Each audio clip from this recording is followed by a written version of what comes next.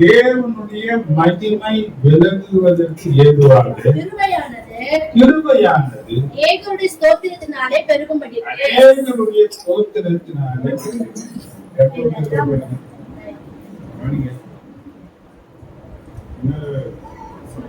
தரிசனமான 2:9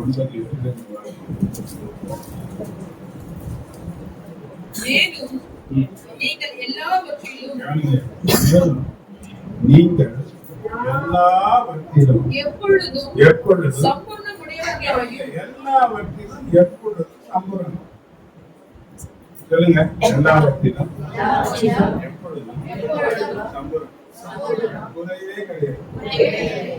வாழ்ந்தா தேவன் தன்னுடைய சகல விதமான கிருபையை உன் வாழ்க்கையில் பெருமை பெருகும்.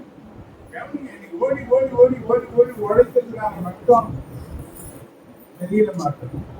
கவனிங்க, நாம எப்ப சம்பாதிக்கிறோமோ அதுக்கு மேலேயே வந்து நிக்கிறது சிறப்பு இல்லையா? இன்னைக்கு கவனிச்சு உழைச்சது மற்றாம கடன் வாங்கி வாங்கி வாங்கி வாங்கி அடித்தளத்தில் நிற்கிற ஜனங்கள் ஏராளமா இருக்கு. அப்போ அநேக ஜாதிகளுக்கு நீ கடன் கொடுப்பா, நீயோ கடன் வாங்காது இருப்பா என்ற வாக்குதத்தை எப்படி நிறைவேறும் போதுன்னா தேவன் நமக்கு சம்பாதித்து வைத்திருக்கிற நன்மைகள் தான். அப்போ தேவன் நமக்கு சம்பாதித்து வைத்திருக்கிறது ஏராளமா இருக்கு. கவனிச்சு பாருங்க, ஒரு சம்பவத்தை உனக்கு ஞாபகப்படுத்துறேன். இளைய குமாரனுடைய அந்த சரித்திரம் நமக்கு தெரியும். ஒரு தகப்பனுக்கு 2 பிள்ளைகள் இருந்தாங்க. இளைய குமாரன் தன் தகப்பனிடத்தில் வந்து கேட்கிறான், தகப்பனே எனக்கு வர வேண்டிய ஆட்சியை பிரித்து எனக்கு நீங்க தர வேண்டும் என்று கேட்கும்போது அந்த தகப்பன் விட்டுட்டார். அந்த ஆட்சியை எல்லாம் விட்டு பணமாக்கி தூர தேசத்துக்கு அவன் கொண்டு போனான். அங்கே தகாத விதமாக வாழ்ந்து அவன் எல்லாம் அழிச்சு அவன் எப்படி வாழ்ந்தான் என்பதை வேதாங்க மறைச்சாலும் அவனுடைய சகோதரன் சொல்லுவான், தேசிகள் இடத்துல அழிச்சுட்டான், தன்னுடைய சொத்தை நல்லா பண்ணிட்டான். தகாத விதம் சொல்லிட்டு இங்க என்ன பண்ண அழிச்சான், தேசிகள் இடத்துல அழிச்சுட்டான். அந்த அழிச்ச பிறகு ஒரு பஞ்சம் ஒண்ணு வருது. அந்த பஞ்சத்துல தன்னை காப்பாற்றிக் கொள்வதற்கு வழி இல்லாம ஒரு குடியான உள்ளத்துல வேலைக்கு பண்ணி வைக்கிற வேலை என்ன வேலை? அந்த பன்னிக்காது இறங்கி அதுக்கு தீனி குடிக்கிறதுக்கு அந்த எஜமான ஆயத்தமா இருந்தான். பன்னி இவனுக்கு அந்த தீனி இப்போ இவனுக்கு புத்தி தெரியுது. என் தகப்பன் வீட்டுல எவ்வளவு நல்ல ஆகாரங்கள் சாப்பிடுறாங்க, நான் இவ்வளவு கஷ்டப்படுகிறேன்னு சொல்லி ஒரு தீர்மானத்தை எடுத்து நான் என் தகப்பன்கிட்ட போக போறேன். நான் சொல்ல போறேன், பலத்துக்கு விரோதமாகவும் தகப்பனே உமக்கு விரோதமாகவும் நான் பாவம் செய்தேன். பிள்ளை என்று சொல்லுவதற்கு எனக்கு அதிகாரம் இல்லை, தகுதி கிடையாது. ஒரு வேலைக்காரரின் ஒருவனாக என்னை வைத்துக் கொள்வது சொல்வேன் என்று தீர்மானிச்சு தூரத்திலே வரும்போதே தகப்பன் நம்மை பார்த்து ஓடி போய் கட்டி பிடிச்சு அவன் சுத்தம் செய்து அரவணைத்து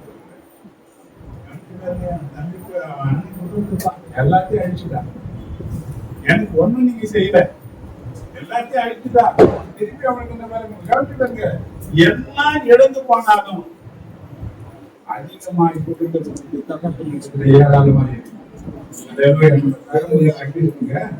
எத்தனையோ ஆசீர்வாதங்களை இழந்து போய் இந்த நாட்கள்ல நீங்க இருக்கலாம். உனக்கு ஏராளமாய் கொடுக்கிறதுக்கு, தாராளமாய் கொடுக்கிறதுக்கு நம் தேவனாகிய கர்த்தரிடத்துல ஏராளமான ஆசீர்வாதங்கள். இளைய குமாரன் தகுதிதான் கொடுத்தாங்க. இழந்தது எல்லாம் வைத்துக் கொள்ளலாம், இழந்தது எல்லாம் அதிகலாம். தப்பு சரியா புரிஞ்சுக்கலாம் போதும், அதுல இருந்து விடுவிக்கிறதுக்கு நீங்க வந்தா போதும். கர்த்தர் பல மடங்கு ஆசீர்வதிக்கக்கூடியவராக இருக்கிறார். மத்திய 15:36 மாதத்துக்கு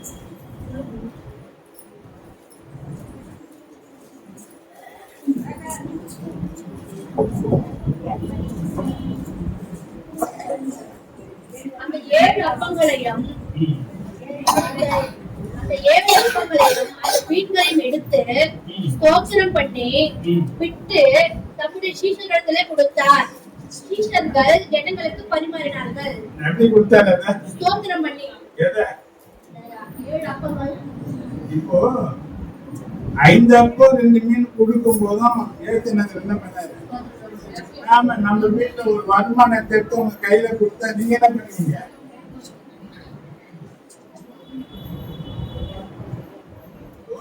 பண்ணி நீங்க செலவழிக்காது பெருகும்.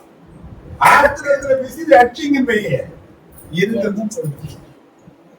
இப்ப நம்ம என்ன பண்ணுவோம்? தோத்துறோமா ஆத்திரமா? இதை வச்சு ஒண்ணுமே செய்ய முடியாது. நீயே எல்லாம் பார்த்துட்டா விசிறி போட்டுவாங்க. சில பேர் யோசிப்பான், சில பேர் கிடைச்சது லாபம் அதிகம் செலவழிச்சு. சில பேர் என்ன பண்ண மாட்டாங்க. ஆமா, அதை பத்தி நான் யோசிக்க மாட்டேன்.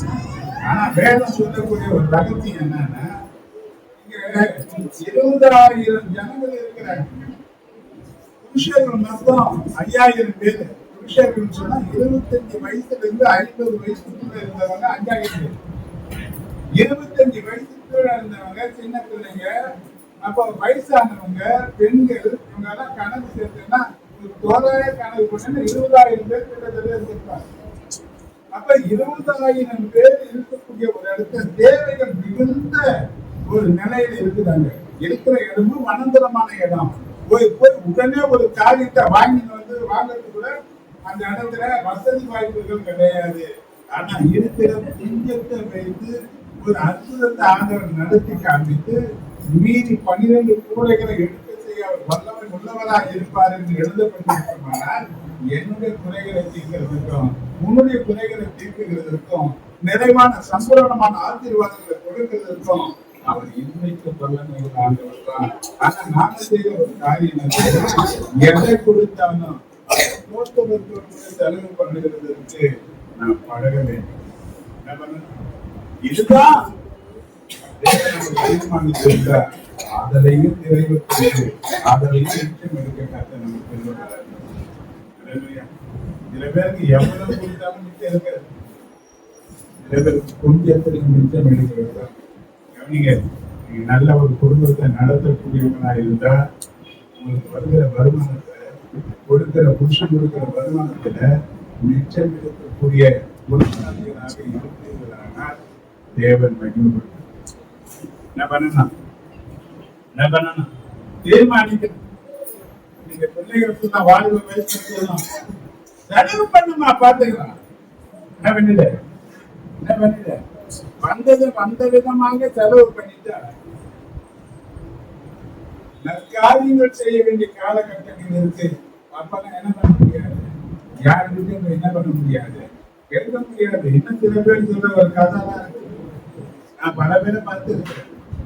சில பேர் ஒரு ஊழியக்காரனா இருக்கிறதுனால பார்த்து பொண்ணுக்காக ஜோம் பண்ணல, எதுக்காகமா கல்யாணத்துக்காக என்ன பண்ணணுமா, பிள்ளைக்கு வயசு ஆயிடுச்சு, வயசுக்கு அழுதுன்னு இருக்குது, அது கல்யாணம் பண்ணணும். நீங்க என்ன பண்ணுங்க, என்னமா சேர்த்து வச்சிருக்கிற பொண்ணுங்க, என்ன சேர்த்து வச்சிருக்கிற, உடனே எனக்கு பதில் வந்து கஷ்டம் பார்த்துக்கிறேன். அது ஏமா நீ இருக்கிற, நீ போய் தொலைய வேண்டியதானே எங்கேயாவது. கஷ்டத்துல பொண்ணு சம்பாதிச்சு கொடுத்ததுல சேர்த்து வைக்க வேண்டிய அக்கறையும் பொறுப்பும் யாருக்கு இருக்குதுன்னா பெற்றவங்களுக்கு தான் இருக்கு. பிள்ளைங்களுக்கு அந்த வயசு சொல்லும், செலவு பண்ணி பாத்துக்கலாம், சம்பாதிக்கலாம், என்ன பண்ணு சாப்பிட்டு என்ன பண்ணு சொல்லும். ஆனா நீ புத்தி உள்ளவனா இருந்தீங்கன்னா பிள்ளைகளுடைய எதிர்காலத்துக்கு சேர்க்கிறவனா தான் நீ நல்ல தாயா.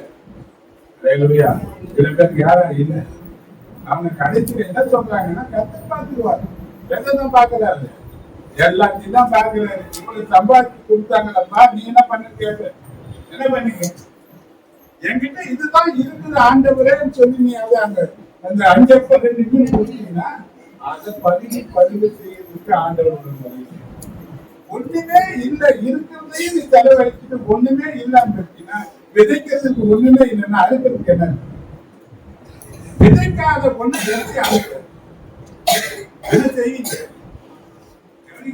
வாலிபத்துல இன்னைக்கு 10 ரூபாய் சம்பாதிக்கிறதுன்னா 10 காசு எடுத்து வைக்கிறது பழகு. அப்படி இருக்கிறதையும் அழிச்சேன் வெளியே. ஒரு நாள் வரும், அன்னைக்கு ஒண்ணுமே கிடைக்காத நிலை வரும்போதுதான் நிறைய பேர் என்ன பண்றாங்க, வேதனைப்படுத்துறாங்க. அல்லேலூயா.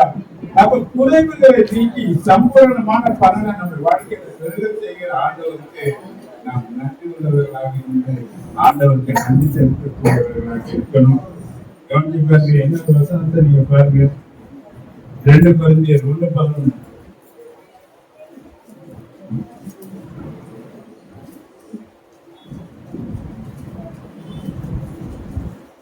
அநேகர் மூலமாய் எங்களுக்கு உண்டான தயவுக்காக அநேகர் மூலமாய் எங்களுக்கு உண்டான தயவுக்காக அநேகரால் எங்கள் நிமித்தம் ஸ்தோத்திரங்கள் செலுத்தும் பொருட்டு அநேகர் மூலமாக நமக்கு கிடைக்கிற தயவுக்காக. தயவுனா நன்மைக்காக. தயவுனா என்னங்க, நன்மை என்ற அர்த்தம். அநேகர் மூலமாக கர்த்தர் நமக்கு கொடுக்கிற நன்மைக்காக நம் ஆண்டவரை நாம ஸ்தோத்திரிக்கணும். எத்தனை 3 நாள் உபவாசம் அவர் இருந்தார். என்ன பண்ண, அவர் சொன்னா செத்தாலும் நான் சாகுறேன். யாரும் கூப்பிடல, ராஜா கூப்பிட்டாலும் என்ன பண்ண முடியாது, போக முடியாது. அப்படி போனா ராஜாவுடைய செங்கோல் நீட்டப்பட்ட ஈரோடு வாழ முடியாது. நீங்க ஆண்டவருடைய ஸ்தோத்திரம் பண்ணுங்க, ஜெபம் பண்ணுங்க. தடைகளை மீறி எங்க போன ராஜாவுடைய இடத்துல பிரவேசிக்க ப்ரோக்ராம் பண்ணா ராஜாவின் இன்னைக்கு அநேகராக நமக்கு கிடைக்கிற நன்மைகளுக்காக நாம் ஆண்டவருக்கு நன்றி சொல்ல கவனிங்க. இது நம்ம வாழ்க்கையில இருக்காங்க, என்ன செய்துட்டான்னு கேட்கறதுக்குதான் நம்ம இருக்கிறாங்களே தவிர கிடைச்சதுக்காக என்ன பண்ண முடியாது, ஒரு திருப்தியான ஒரு காரியம் என்ன பண்ண முடியாது. நம்ம சபையில ஒன்று கொடுக்குறாங்க, சின்ன பீஸ் கழிச்சு அவங்க கூட எவ்வளவு பெருசா கொடுத்தாலும் என்னத்தை கொடுத்துட்டாங்க, என்னோட அவருக்கு நல்லா கொடுத்தாங்க, இவருக்கு நல்லா கொடுத்தாங்க, குறை பேசுனாங்க, இருக்கிறதும் காணாம போயிடும். கர்த்தர் பார்க்கிறாரு யாருக்கு என்ன அழுகிறாரு, அதுதான் கர்த்தர் தராம யாரும் ஒண்ணு முடியவே முடியாது. அப்ப ஆண்டவர் எதிர்பார்க்கிற என்ன நிலையில இருக்கிற மற்றவங்களுக்கு கிடைக்கிற ஆசீர்வாதத்தை பார்த்து சந்தோஷப்படுறியா பொறாமப்படுறியா பார்த்து பொறாம உள்ள மனுஷன் என்ன பண்ண முடியாது, எதையும் பெற்றுக்கல முடியாது. அப்ப கர்த்தர் ஆசீர்வதித்ததுக்காக நீ சந்தோஷப்படக்கூடியவர்களா இருந்தா உனக்கு இரட்டத்தனையான ஆசீர்வாதத்தை கர்த்தர் அப்போ மற்றவங்கிட்ட கருத்து தயவுக்காக நான் பண்ணணும். வாசனோட எபிரேயர் 5:4 வாசிச்சீங்கன்னா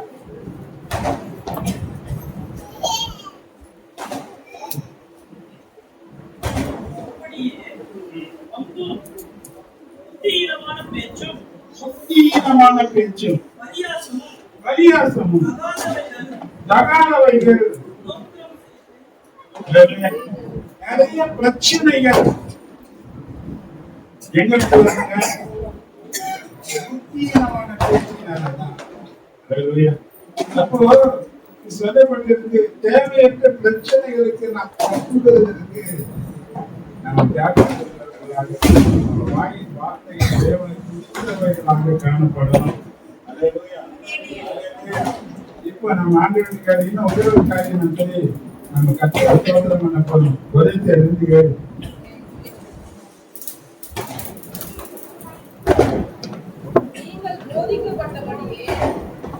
விசுவாசத்தில் உறுதிப்பட்டு ஸ்தோத்திரத்தோடு அதிலே பெருகுவீர்களாக. விசுவாசத்திலே பெருகக்கூடியவர்களாக இருக்கும். ஸ்தோத்திரம் என்ன பண்ணுங்க, விசுவாசத்துல வளர செய்யக்கூடியவர்களாக இருக்கும். அப்போ விசுவாசத்திலாக இருக்கிறாங்க. நம்ம ஆண்டவர் விசுவாசத்தை கனம் பண்ணக்கூடியவராக இருக்கிறாரு. விசுவாசத்தினால தேவனை பிரியப்படுத்த யாரால முடியாது. அப்ப விசுவாசம் எந்த அளவுக்கு ஆண்டவரை நன்றியுள்ள இருதயத்தோடு துதிக்கதான் கிருபையும் விசுவாசமும் நம்முடைய வாழ்க்கையில பெருகிறாங்க. எல்லாரும் எழுந்து நிற்கும். இந்த வருடத்தின் கடைசி நேரத்தில் நம்ம வந்திருக்கிறோம். கர்த்தரை போறோம். வாயை தந்து கர்த்தரை கொடுக்க இந்த வருடத்தின் கடைசி அவருடைய செய்தியை கேட்க வச்சிருக்கிறாரு. அவர் சமூகத்துல கருத்து நமக்கு வச்சிருக்கிறாரு.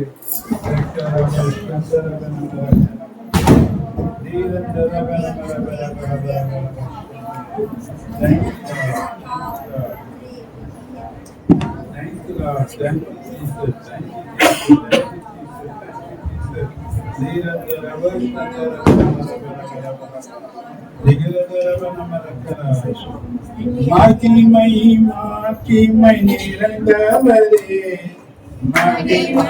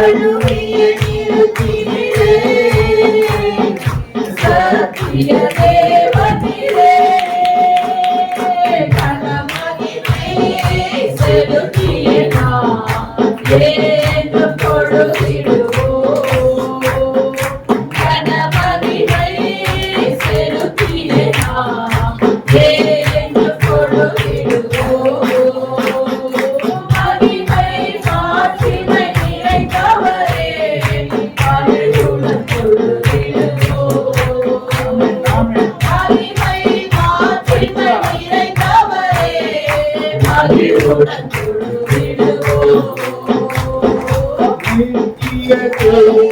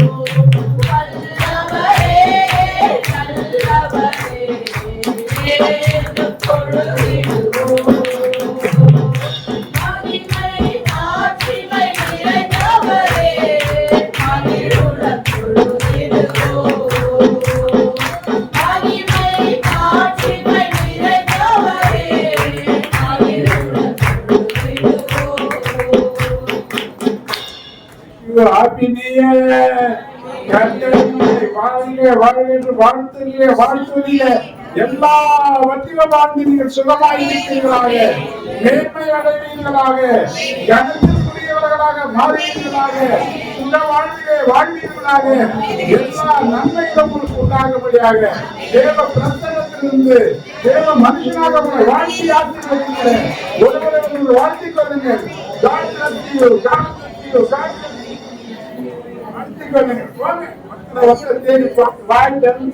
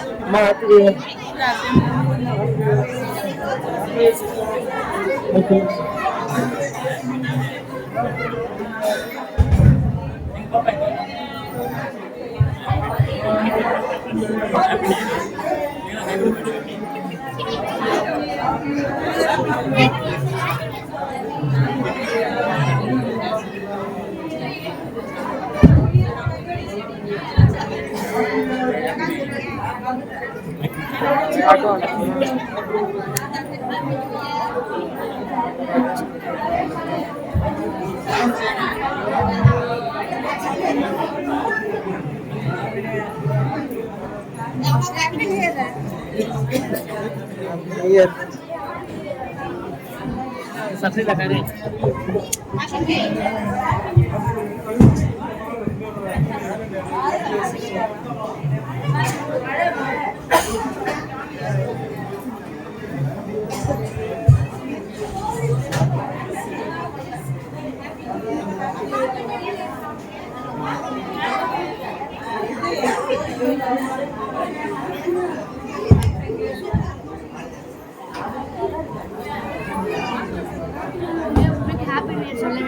Happy New Year.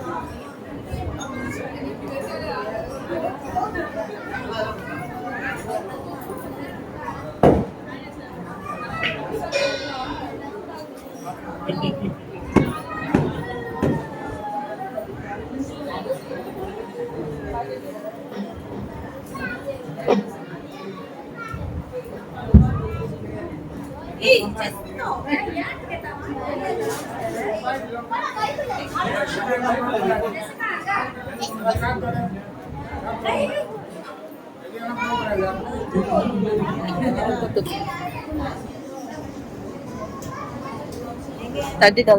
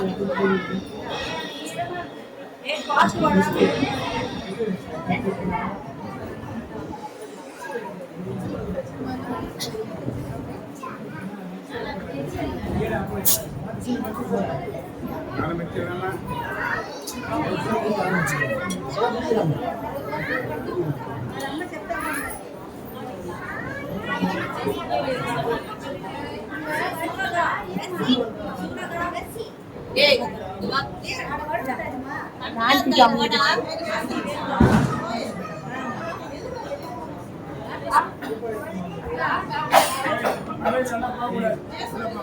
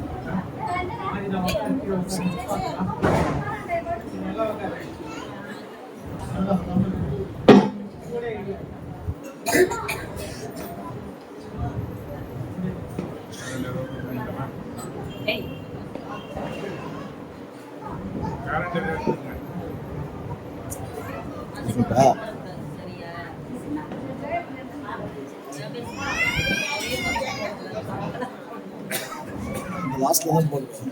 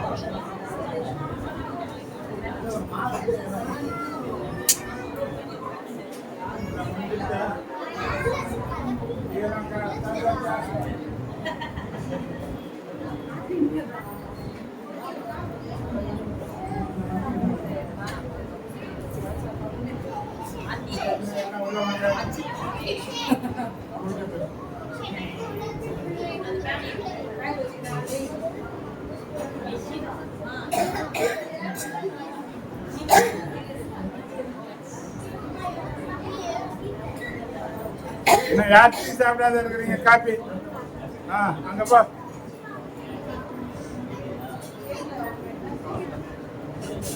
சீக்கிரம் ஆகுது, டைம் ஆகுது.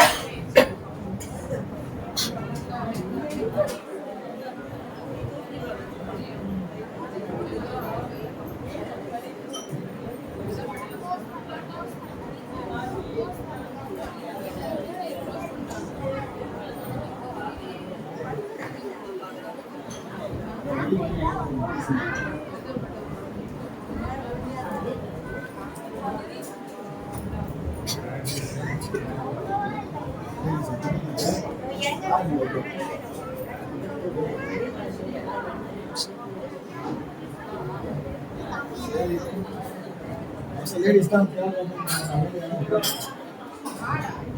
அல்லேலூயா. சரியா? இதுதானா புரிஞ்சுக்கிறீங்களா? புரிஞ்சுக்கிறீங்களா?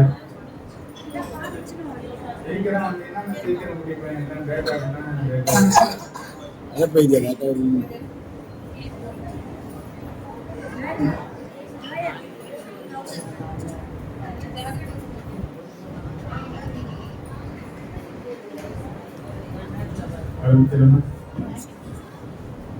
மகாயிரக்கம் திருப்பையும் தலைவந்தரின் ஆண்டவரே, நீங்கள் சகோதரங்கள் நடத்துகிறோம். உங்களுடைய பிரசன்னத்தில் ஆண்டவரே எங்களுக்கு புதிய வருஷத்திற்குள் கொண்டு வந்திருக்கிறேன். உங்களுடைய நன்மை நாடுகளுக்கு திருவை நாடுகளாக ஆசீர்வாதங்களை பெறுவதாக சுக வாழ்விலே வளர்ந்து எல்லா நிலையிலையும் நாம தலைமையாக வெட்கத்திற்கு பதிலாக இரட்டத்தனையான பலன்கள்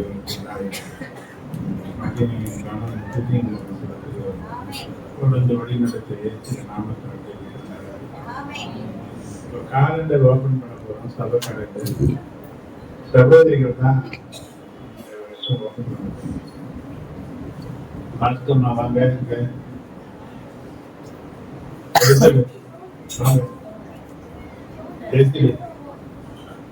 அம்மா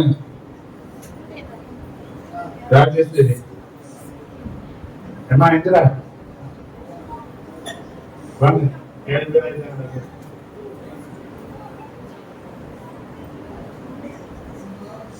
ஆமா ரூபி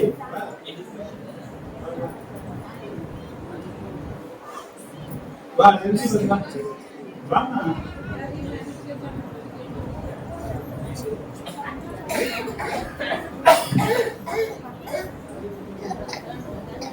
இந்திரா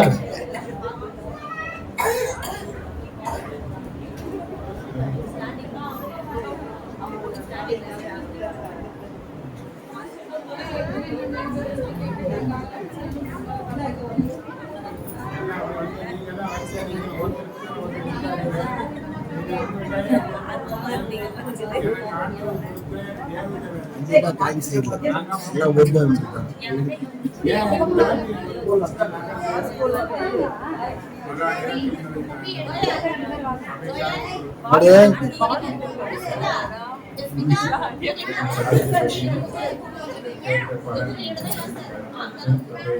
மென்மேலும் வளர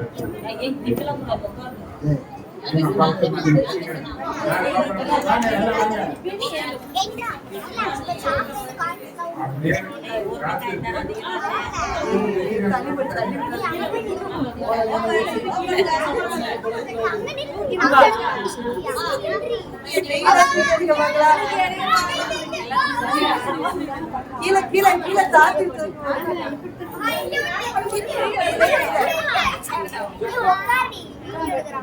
கீழே கீழே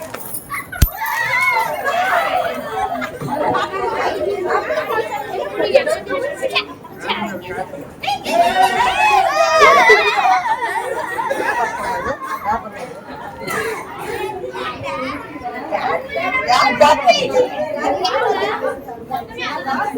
பேப்பர் நிறைய இருக்குதா? 2 பேப்பர் இருக்குதா? பேப்பர் நிறைய இருக்குதா?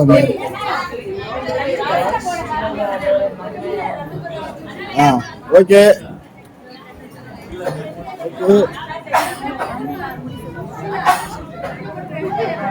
ஒரு நிமிஷம்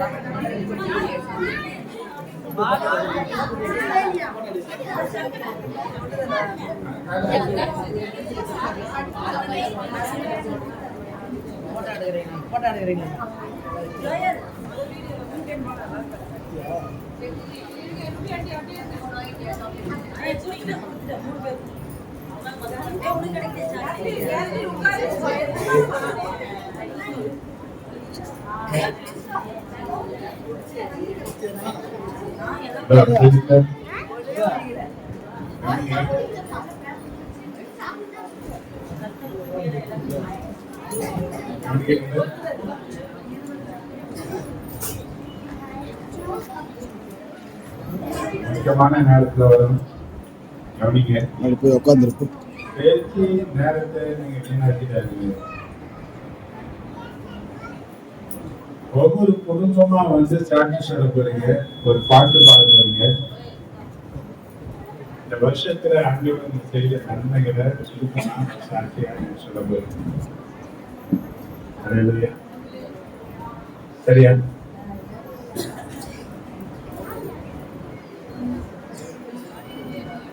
முதல் சாட்சி யார் வர போறீங்க?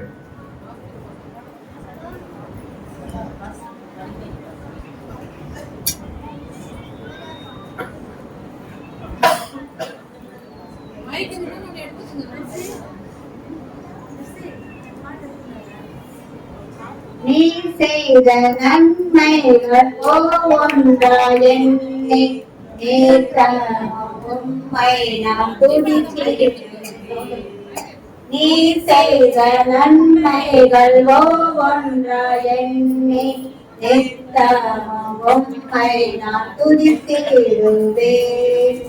இதற்கீடாக நான் என்ன செய்வேன்? இதற்கீடாக நான் என்ன செய்வேன்? என் தேவனை பலியாக படைக்கின்றேன். என் தேவனை பலியாக படைக்கின்றேன். ஹல்லேலூயா, ஹல்லேலூயா, ஹல்லேலூயா,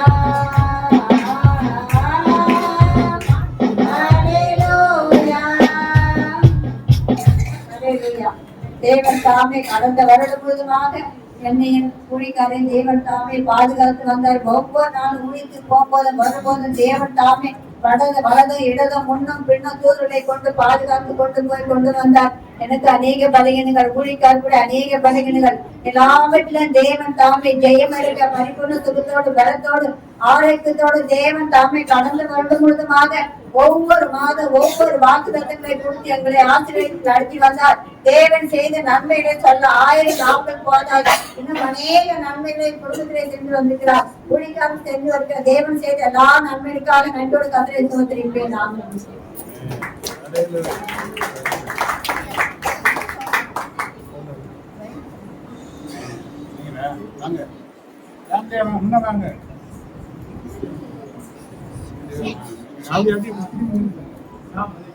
இதுவரை நடத்தி குடியின்றி காத்து மகிழ்வை தந்தீரே நன்றி ஐயா. இதுவரை நடத்தி குடியின்றி காத்து மகிழ்வை தந்தீரே நன்றி ஐயா. தண்ணீரை கடந்தேன், சோதனை ஜெயித்தேன். தண்ணீரை கடந்தேன், சோதனை ஜெயித்தேன். மதிலை தாண்டினேன் உம்பேலத்தால். நன்றி நன்றி ஐயா. உம்மை உயர்த்திடுவேன். நன்றி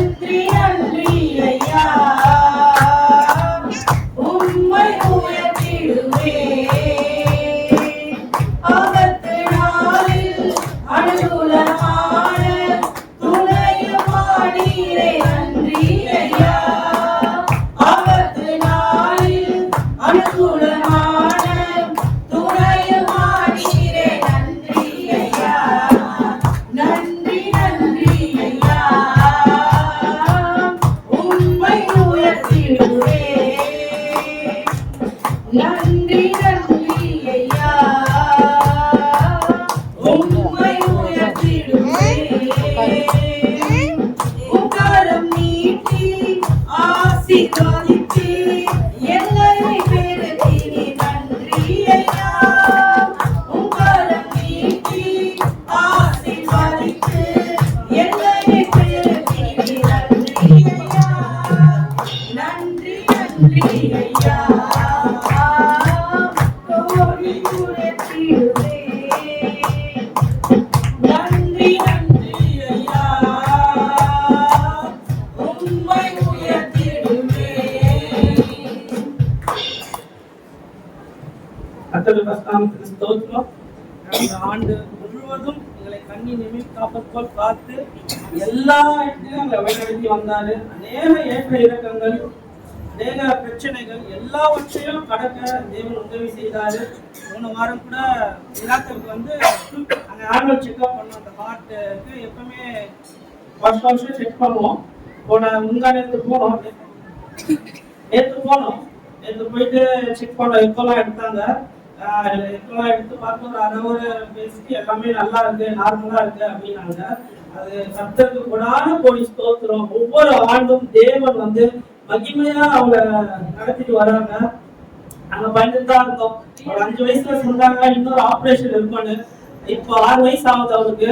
அந்த ஆபரேஷன்லாம் தேவையில்லை, எல்லாமே நல்லா இருக்கு, ஆட்டு ஒன்றும் பிரச்சனை இல்லை, எல்லாம் நல்லா இருக்குன்னு சொன்னாங்க. அதுக்காக கர்த்தருக்கு கொடான கோடி ஸ்தோத்திரம். இப்பட்டுமா நடத்தி வந்த தேவன் இனிமேலும் வழிநடத்து போவதா அவருக்கு கொடான கோடி ஸ்தோத்திரம்.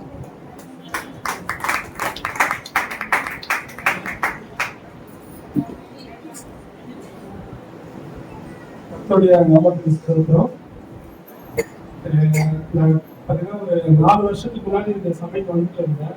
நடுவில் வந்து மேரேஜ் ஆகிட்டு அப்புறம் வரதே இல்லை, சுத்தமாக வரதே இல்லை. சர்ச்சுக்கு எங்கேயுமே சர்ச்சுக்கே போகிறதே இல்லை.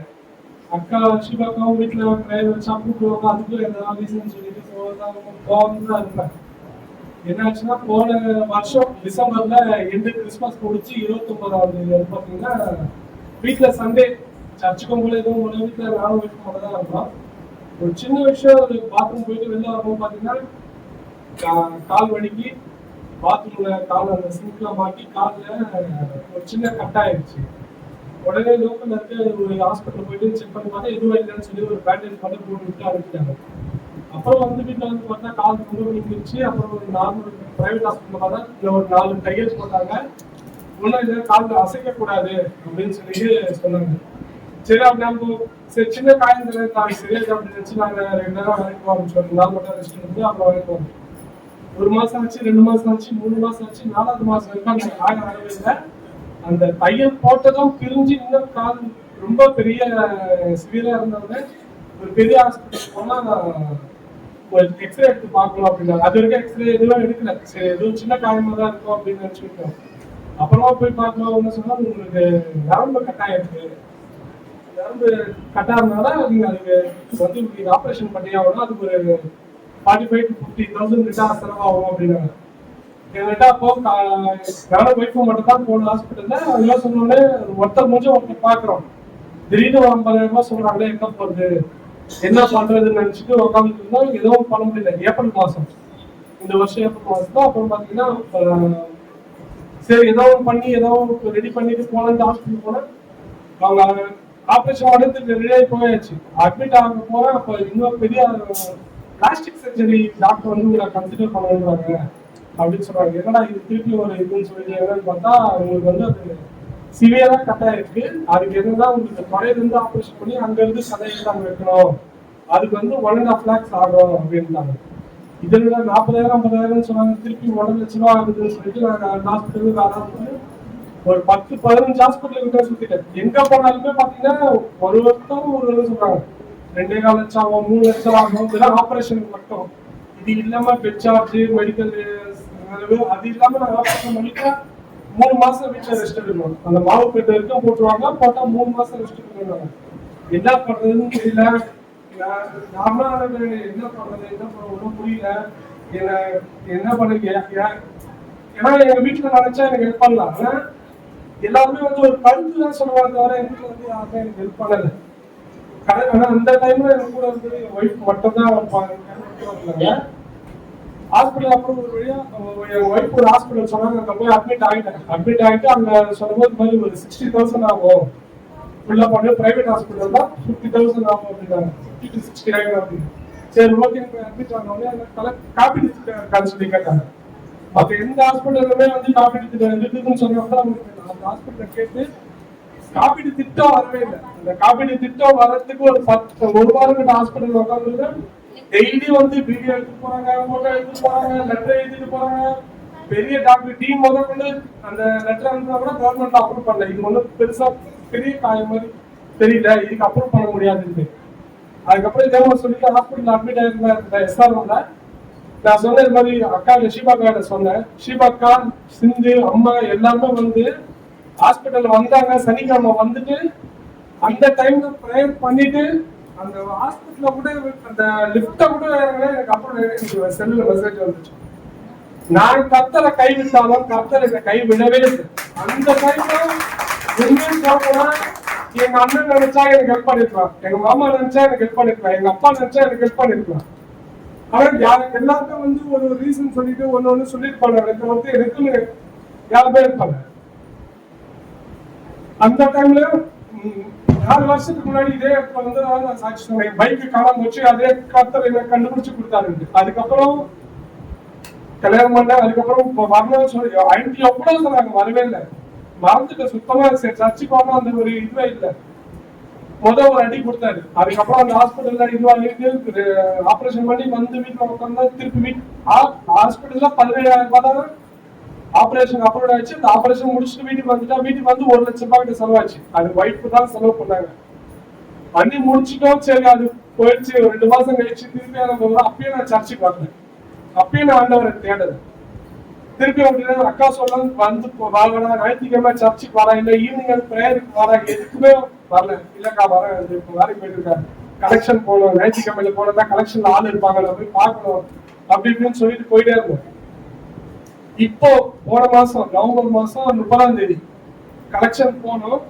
30ஆம் தேதி அம்மா போய் பார்த்துட்டு தாம்பரத்துல ரிட்டர்ன் வந்துட்டு இருக்கேன். வரும்போது பாத்தீங்கன்னா நானும் ஒய்ஃபு ஸ்கூட்டி தான், பெரிய பைக் கூட கிடையாது, ஸ்கூட்டில தான் வந்துட்டு இருக்கேன்.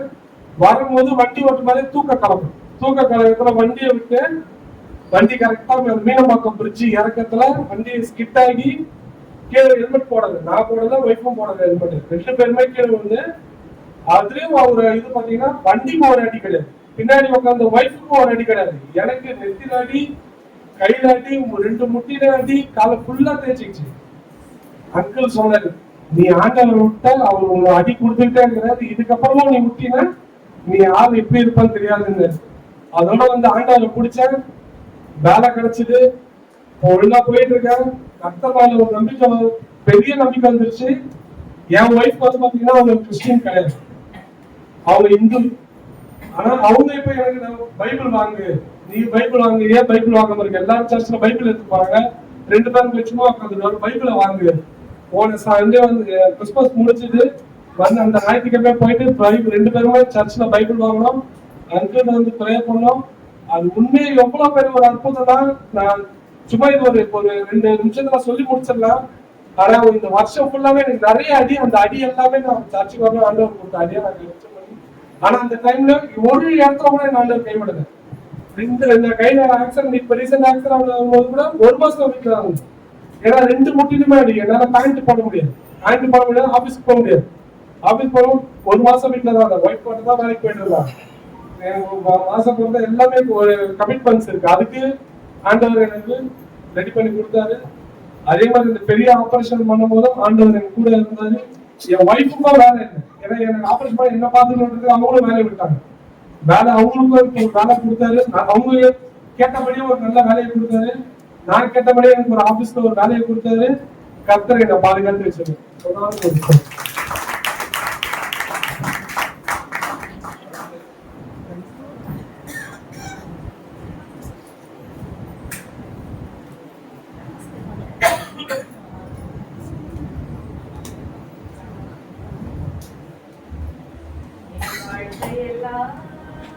பிரசனத்திலே என்னாலும் நடந்திட வேண்டும், என் வாழ்க்கையெல்லாம் பிரசனத்திலே என்னாலும் நடந்திட வேண்டும். எத்தனை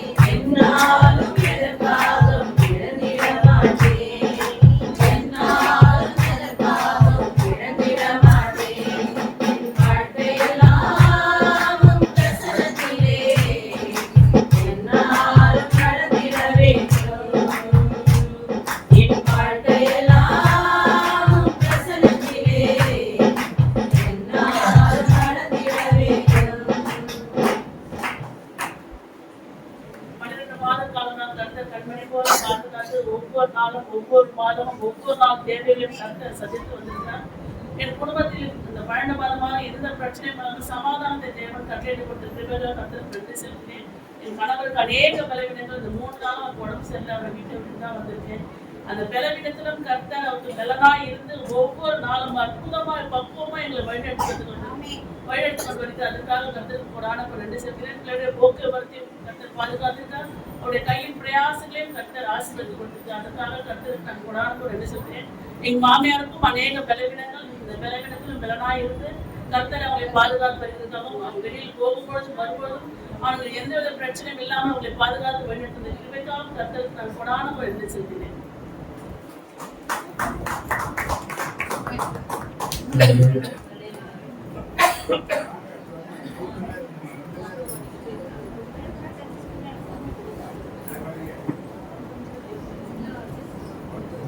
அடுத்த ரெடி ஆயிடும்.